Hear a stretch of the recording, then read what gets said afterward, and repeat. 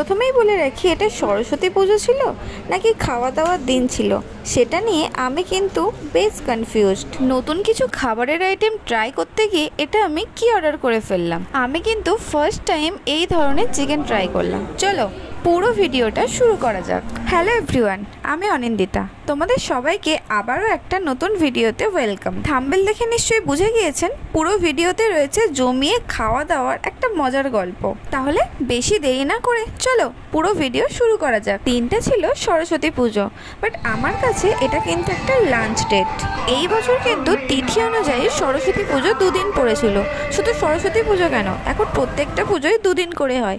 আর দুদিন করে পুজো হওয়া মানে কিন্তু একটা ভালো দিক রয়েছে, আমরা কিন্তু দুদিনই ঘুরতে বেরোতে পারি। যেহেতু অনেক দিন হয়ে গেল বাইরে কোথাও লাঞ্চ করতে যাওয়া হয়নি, তাই আমি ডিসাইড করেছিলাম ওই দিন বাইরে কোথাও গিয়ে একটা লাঞ্চ করব। আমি যেহেতু প্রতিদিন বেরোনোর সময় পাই না, তাই যেই দিন বাইরে বেরোই সেই দিনের ভিডিও নিয়ে তোমাদের সাথে শেয়ার করতে চলে আসি। দেখুন, আজকের আমাদের ডেস্টিনেশন ছিল কফি হাউস ক্লাসিক। অনেক দিন থেকে ইচ্ছে হচ্ছিল যে কফি হাউসে যাব, বাট সময়ের অভাবে যাওয়া হয়নি। তাই এই সরস্বতী পুজোর দিনটাই ভেবে নিয়েছিলাম যে দুপুরের লাঞ্চটা ওখানেই করব।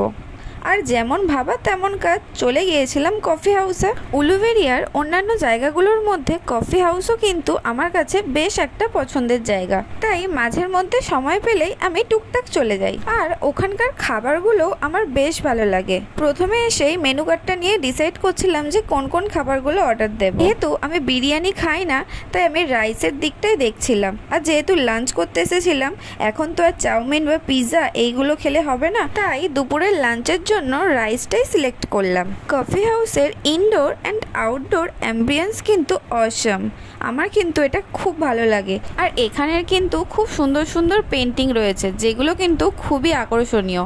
আর কিছুদিন আগেই সজলদা এখানে এসেছিল পেন্টিং করার জন্য।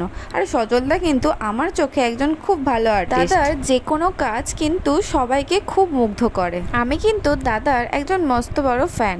দেখুন, আপনাদের সাথে গল্প করতে করতে আমার কিন্তু ড্রিঙ্কস চলে এসেছে। তো প্রথমেই অর্ডার করেছিলাম একটা ব্লু ড্রাগন, যেটা আমার খুব পছন্দের একটা ড্রিঙ্কস। কফি হাউসে যাওয়া মানে এটা তো আমাকে অর্ডার করতেই হবে। তারপর অর্ডার করেছিলাম ফিশ ফিঙ্গার।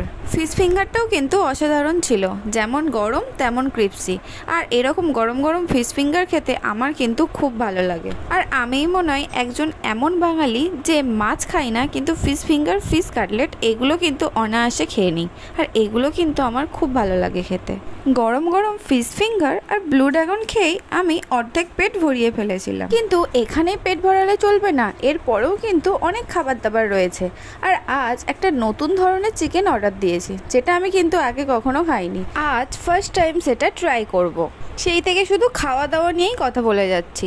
আচ্ছা, আপনারাও কি সরস্বতী পুজোয় আমার মতো দুদিন বেরিয়েছিলেন?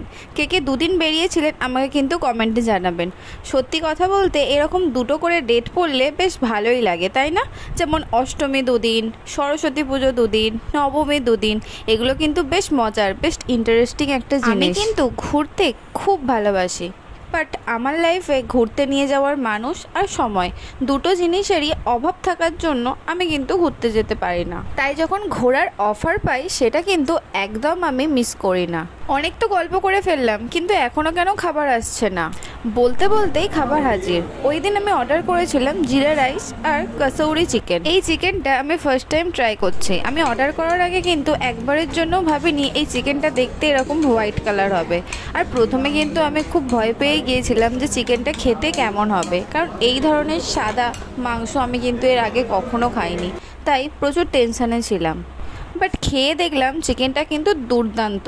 দেখতে যতটা সাদা, কিন্তু খেতে ততটাই সুন্দর। আমি যেহেতু চিকেন খেতে ভালোবাসি, তাই আমি ডিসাইড করেছি যে বাইরে যখন লাঞ্চ করতে যাব তখন চিকেনের বিভিন্ন ধরনের যে রেসিপিগুলো হয় সেগুলো ট্রাই করব। কারণ বাড়িতে আমরা সাধারণত প্রত্যেক দিনই লাল লাল কষা মাংস খেয়ে থাকি, তাই আমি ওই দিন এটা ট্রাই করেছিলাম। বাট ভাবিনি এটার কালারটা এরকম আসবে। প্রথম যখন চিকেনটা আসে তখন আমি ভাবছিলাম যে আমি হয়তো খেতেই পারবো না, আমি কি অর্ডার করে ফেললাম। বাট তারপর দেখলাম যে না, চিকেনটা কিন্তু খেতে খুব সুন্দর। আর পারলে তোমরাও একবার এই চিকেনের রেসিপিটা ট্রাই করে দেখতে পারো। খাওয়া দাওয়ার শেষে বাইরে বেরিয়ে কয়েকটা ছবি আর ভিডিও শুটও করেছিলাম। আর এই সেই বিখ্যাত লাঞ্চের শেষে এরকম একটা এমন কেউ নেই যে চেয়ারে বসে ছবি তোলে। লাঞ্চের পর আমি অর্ডার করেছিলাম একটা মশলা কোল্ড ড্রিঙ্কস, এটাও কিন্তু খেতে দুর্দান্ত। আজকের মতো আপাতত এখানেই কিন্তু আমার লাঞ্চ কমপ্লিট। ওখানে গিয়ে একটা কিউট মিষ্টি বাচ্চার সাথে আলাপ হয়। বাচ্চাটা দেখুন কি সুন্দর দেখছে আর কথা বলছে। আমি কিন্তু রাস্তাঘাটে বাচ্চা দেখলে এরকম চোখ মেরে থাকি, আর বাচ্চাটাও আমার দিকে তাকিয়ে কি সুন্দর হালকা করে চোখ মারছে। ফুল আর বাচ্চা এই দুটো জিনিসই কিন্তু আমার কাছে খুবই পছন্দের। আর আমি কিন্তু বাচ্চা দেখা মানেই তাদের এইরকম করতে থাকি, আর বাচ্চাদের দেখলেই না আমার চটকাতে আদর করতে খুব ভালো লাগে। তোমরাও কি বাচ্চা দেখলে এরকম করো? আর বাচ্চাটাও কিন্তু খুব মিষ্টি ছিল, কি দারুণ করে ইশারায় কথা বলছিল। আমার কিন্তু এই ধরনের বাচ্চাদের সাথে মিট করতে খুব ভালো লাগে।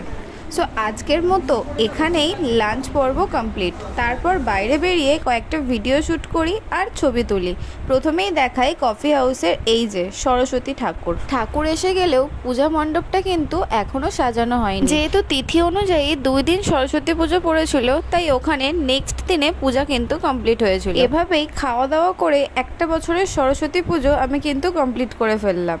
কোথাও যাব আর ছবি তুলব না সেটা কিন্তু হয় না, তাই কফি হাউসের সামনে একটা সুন্দর ভিডিও শ্যুট করেছিলাম।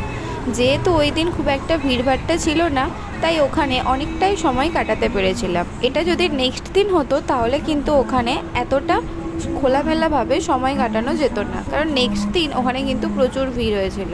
আর ভিড়ভাট্টা আমি খুব একটা পছন্দ করি না। খাওয়া দাওয়া আর ছবি তোলার পর্ব শেষ করে কফি হাউসকে বাই বাই করে বেরিয়ে পড়লাম। আমার কিন্তু ওই দিনটা খুব ভালোই কেটেছিল। আর সত্যি কথা বলতে আমার এত বছরের মধ্যে এই বছরের সরস্বতী পুজোটা কিন্তু বেস্ট কেটেছে, কারণ এই বছরের সরস্বতী পুজোটা আমার জন্য একটু স্পেশাল ছিল। আর সরস্বতী পুজো মানে বাঙালির কাছে একটা আবেগ, বাঙালির ভালোবাসার দিন, বাঙালির ভ্যালেন্টাইন্স ডে। তারপর ওখান থেকে বেরিয়ে চলে এসেছিলাম কালীবাড়িতে। উলুবেড়িয়ায় গেলে কালীবাড়িতে যাব না সেটা কখনো হয় না। আমি যতটাই ব্যস্ততার মধ্যে থাকি না কেন একবার হলেও কালীবাড়ি আসার চেষ্টা করি।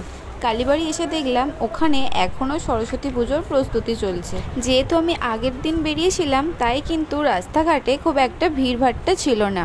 এবছর সরস্বতী পুজোর দিন আমার কালীবাড়িতে আসার কিন্তু খুবই ইচ্ছা ছিল, বাট আসা হয়নি, কারণ ওই দিন কালীবাড়িতে একটা বাজে ঘটনা ঘটেছিল। এভাবেই সরস্বতী পুজোর একটা দিন আমার কেটে গিয়েছিল। আপনাদের কেমন অবশ্যই কিন্তু আমাকে কমেন্ট করে জানাবেন। আর হ্যাঁ, এই সরস্বতী পুজোয় আমাকে কেমন লেগেছে সেটাও কিন্তু কমেন্ট করতে একদম ভুলবে না। ভিডিওটা ভালো লাগলে অবশ্যই কিন্তু একটা লাইক করে দিও। আবারও কিন্তু পুজোর অপেক্ষার দিন গোনা শুরু। বাঙালি কিন্তু অপেক্ষা করতে জানে একটা সুন্দর দিনের জন্য। বাট আপনাদের সাথে আমার দেখা হচ্ছে খুব তাড়াতাড়ি আবার কোনো নেক্সট ভিডিওতে।